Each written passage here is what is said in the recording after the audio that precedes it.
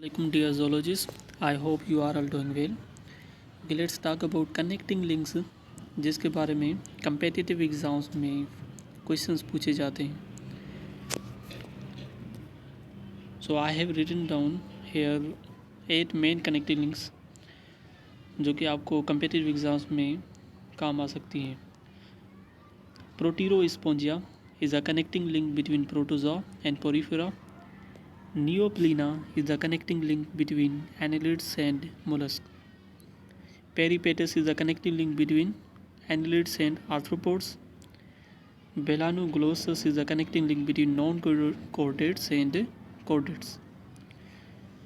Protopterus is the connecting link between fishes and amphibians. Chimera is the connecting link between bony fishes and cartilaginous fishes. Ornithorhynchus is a connecting link between reptiles and mammals. Archaeopteryx is a connecting link between reptiles and birds. So we will one by one talk about these connecting links with the help of images and in some description. As we talked about the connecting links, so ये प्रोटीरोस्पोंजिया है जिसे हम कोनोफ्लैजिलेट्स कह सकते हैं. Connecting link between protozoa and Porifera. इसे हम कोनोफ्लैजिलेट्स इसलिए कहते हैं क्योंकि ये जो टर्म है कोनोफ्लैजिलेट ये ग्रीक वर्ड से लिया गया है जिसे हम कोनोस कहते हैं.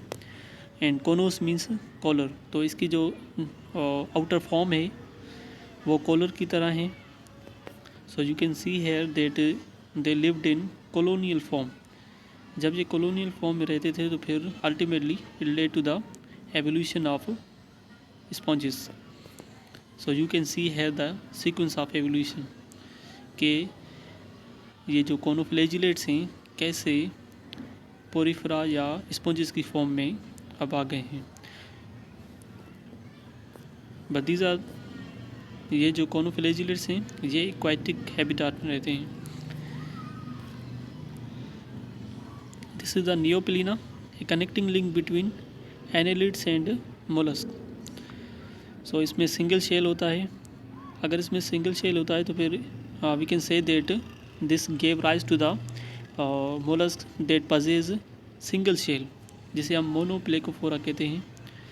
सो मोनोप्लेकोफोरा का मतलब ये है कि जिसमें एक ही प्लेट हो. नियोप्लीना में इसके 4 स्पीशीज जो हैं वो डिस्कवर किए गए हैं. And the number 3 is the peripatus. This is the connecting link between annelids and arthropods. ये आर्थ्रोपोड्स से इसलिए रिलेट कर रहे हैं क्योंकि इसमें जॉइंटेड लेग्स थे and their body is segmented like that of the arthropods. And if we talk about antenna, so the peripatus had pre-antenna which resembled somehow to the modern antenna of arthropods.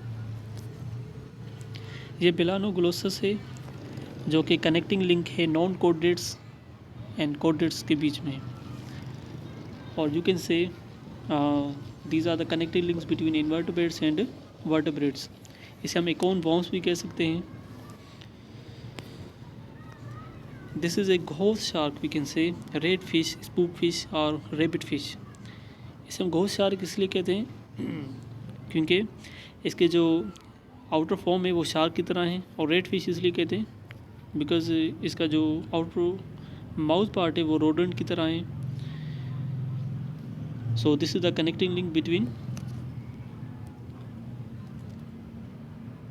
bony fishes and cartilaginous fishes. So this is a protopterus, a connecting link between fishes and amphibians.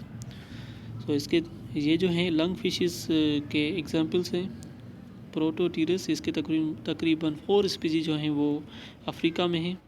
ये shallow waters पे रहते हैं. मतलब वो water bodies जहाँ पर पानी की गहराई जो होती है वो कम होती है. और ये सॉम्स एंड मार्शेस पे रहते हैं, दलदल की हैबिटेट पे रहते हैं. तो इसलिए हम कह सकते हैं कि अगर वहाँ पर दलदल पर पानी भी कम होता है लेकिन डैम्प प्लेसेस होते हैं. So that's why they breathe through lungs. 90% of the respiration comes through the lungs. और जो 10% है ये गिल्स एंड स्किन के थ्रू जो है वो रिस्पायर करते हैं.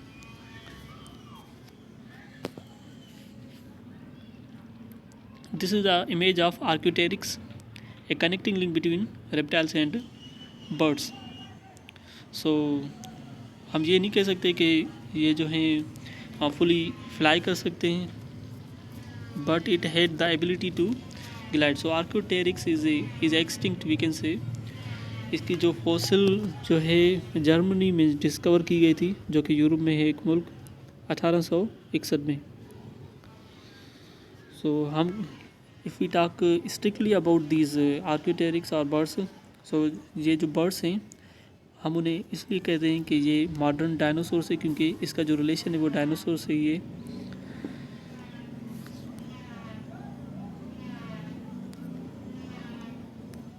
So this is an image taken from National Geographic Kids website, and this is the connecting link between reptiles and mammals. Egg laying mammal है जिसे हम प्लेटिपस कहते हैं या डक बिल्ड प्लेटिपस कहते हैं.